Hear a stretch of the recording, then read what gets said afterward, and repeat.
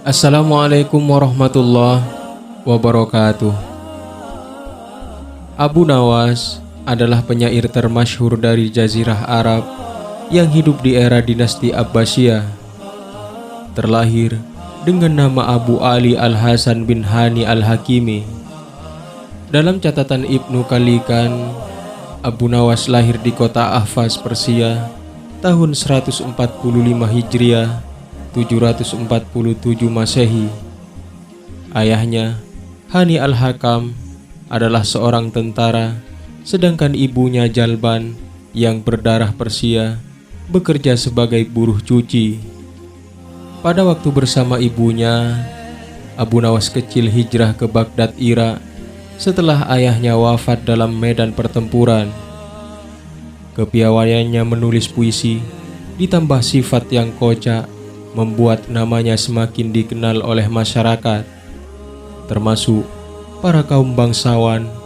Bahkan Khalifah Harun al-Rasyid pernah menunjuknya sebagai penyair istana.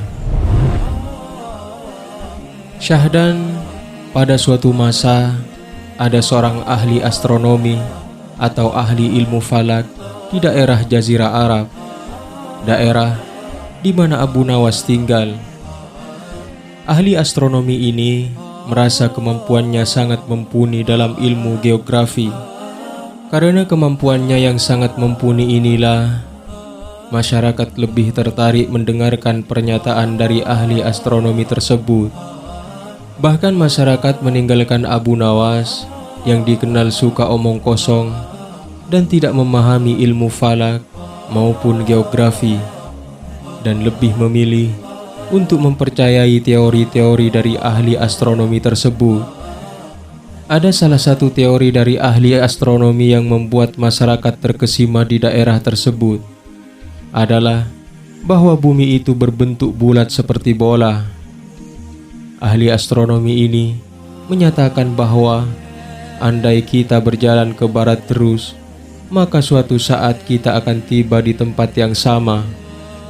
Hingga pada suatu hari, ahli astronomi ini baru saja kehilangan barangnya.